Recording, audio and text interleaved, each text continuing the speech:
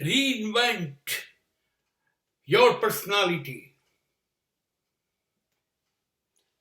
તમારી જાતને ફરી શોધો. તમે છો એ નહીં ચાલે, સમય બદલાઈ ગયો છે. હું આવો જ છું. અરે જ્યારે હું આવો છું તો એ તારા માટે છું. સમાજ નહીં સ્વીકારે હું આવો છું. કોઈ દલીલ નહીં. સમાજ સતત પલે પલે ક્ષણે ક્ષણે બદલાતો રહે છે. ઘડિયાળની ટીક ટીક સાથે સમાજ બદલાતું રહે છે. દર મિનિટે કશુંક નવું આવી જાય છે. દર મિનિટે જૂની વસ્તુનું અવસાન થઈ જાય છે, બજારમાંથી આઉટડેટેડ થઈ જાય છે. તો તમને કેવી રીતે સમાજ ચલાવી લે? વર્ષો જૂના તમે જેવા છો એવા કેવી રીતે સમાજ તમને ચલાવે? સાવ બદલાઈ જાઓ. રોજ તમારામાં નવું કંઈક ઉમેરો.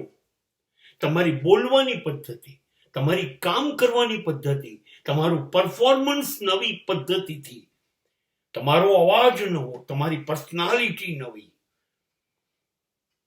તમારી જીવન શૈલી નવી. બદલાશો નહીં તો સડી જશો.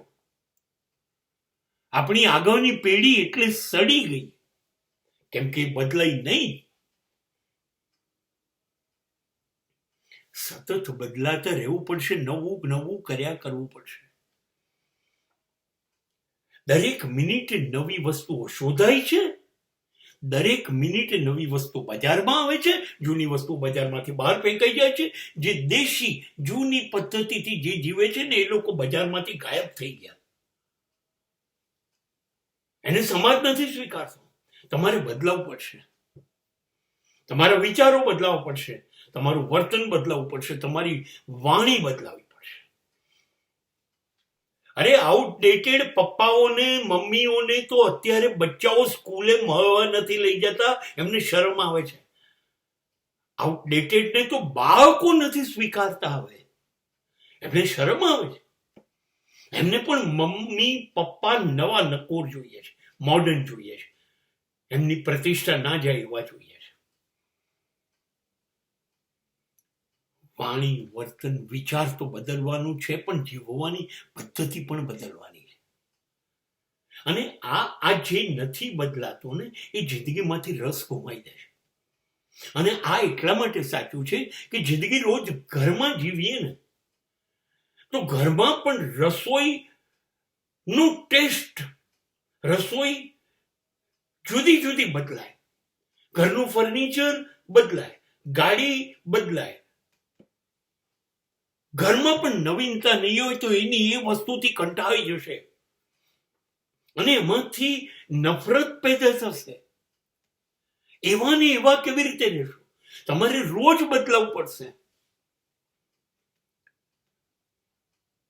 ખાલી એનિવર્સરીના દિવસે ગિફ્ટ આપી નહીં ચાલે. વર્ષગાંઠની કેક નહીં ચાલે. હવે કેક ને એનિવર્સરી ને તો બધું ગયું, ભૂલી જાઓ.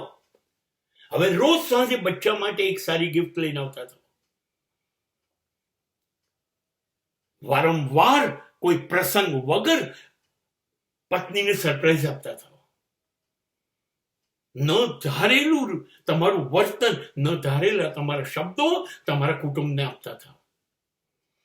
સતત બદલાયા કરો, નવા નકોર થયા જ કરો. એના માટે સભાન રહો. સડી નથી જવું. અને જે નવું નકોર છે ને એમાં જ એક ચાર્મ રહે છે, એનો અર્થ છે. એ સિવાય કશાનો અર્થ નહીં રહે. ખાલી દિવાળીએ પડદાને ચાદર નથી બદલવાના. શા માટે 12 મહિના ચાદર ન બદલવી? શા માટે 12 મહિના જુદી જુદી મીઠાઈ કે હોટલો ના ખાવ? શા માટે 12 મહિના સરસ કપડા ના પહેરવા? નવા નકોર બનો. તમારી જાતને તમે પણ ના ઓળખી શકો એટલી બદલી કાઢો. એને રીઇન્વેન્ટેડ કહેવાય છે.